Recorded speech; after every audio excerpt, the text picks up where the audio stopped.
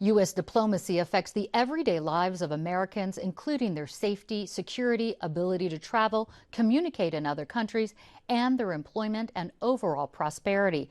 That's a quote from the book America's Other Army, the U.S. Foreign Service and 21st Century Diplomacy, written by my guest, Nicholas Kralev, a journalist and foreign correspondent. Nicholas, thanks so much for being here. Pleasure. Now, for nearly a decade, you traveled with 4 secretaries of state. You also, for this book, did some research where I believe you visited 50 embassies and interviewed more than 600 diplomats, right? So why do you think all that work, why do you think it's important that Americans understand the role of a diplomat, a foreign diplomat?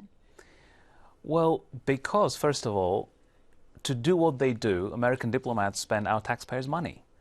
I would like to know how my money is being spent overseas. I would like to know, for myself, not even as a journalist, but as a citizen, whether all these people who work at those embassies, there are 275 American diplomatic missions around the world, do all these people need to be there? If they do some of their work by phone and email, can they just do it out of the State Department in Washington? Do we need to pay for their moving expenses, their housing, their children's education, because we pay for all that? I'm not saying we shouldn't. I just want to know how exactly our money is being spent.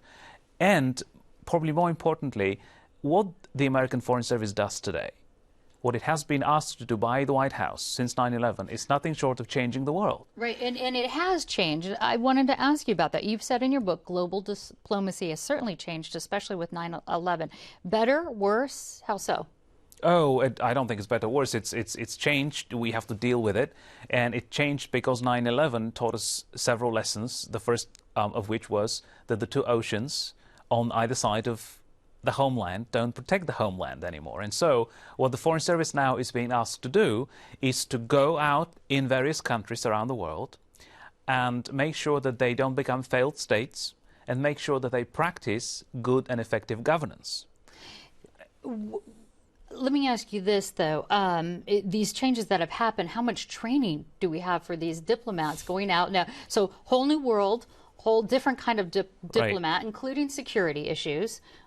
So what kind of training do they receive? And this question is so important because what the American Foreign Service does today directly affects our security here at home. We're not just talking about American interest overseas or Americans traveling overseas. We're talking about the security of the homeland being affected by people who might be sent here on a plane with a bomb in their underwear or their shoes, or, God forbid, anthrax that they could release in the US. But the training they receive is minimal, and professional development, which is, of course, more than training, really doesn't exist in the US Foreign Service to this day. American diplomats are basically asked to learn on the job, to improvise, to figure things out. I call it almost by osmosis, and hopefully have mentors who would teach them the right things. But it's a big organization and there are good bosses there as well as bad ones.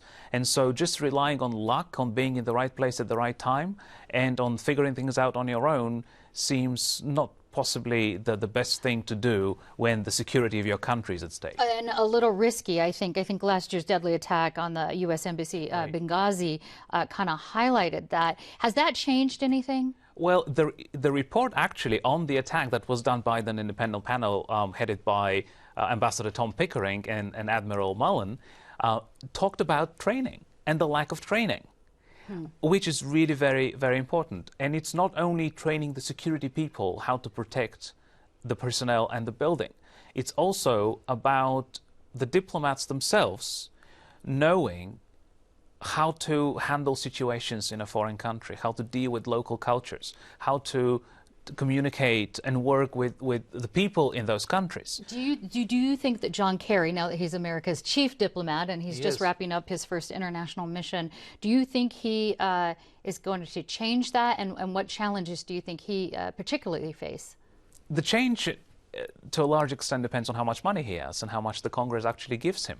But I do think Kerry, with his background of having grown up in the Foreign Service, having been in the Senate for so long, having been on the Foreign Relations Committee and chaired that committee in the last few years, could be very good for the Foreign Service. He has the potential to be possibly one of the best Secretaries of State for the Foreign Service, because I believe he understands that the way the Foreign Service operates should be a 21st century way and not the way that the Foreign Service operated perhaps 2 or 3 decades ago. Because it's and I hope that he will look at the whole picture and really try to fix not just little things here and there, but the entire system, not only training and professional development, but also the assignment system, the promotion system, because the promotion system actually is what I got the biggest complaints about in the Foreign Service. And I wish we could talk more about that, but people can find out more about it on our website, kpbs.org. We are out of time. Nicholas Kralev, thanks so much for talking with us. You're welcome.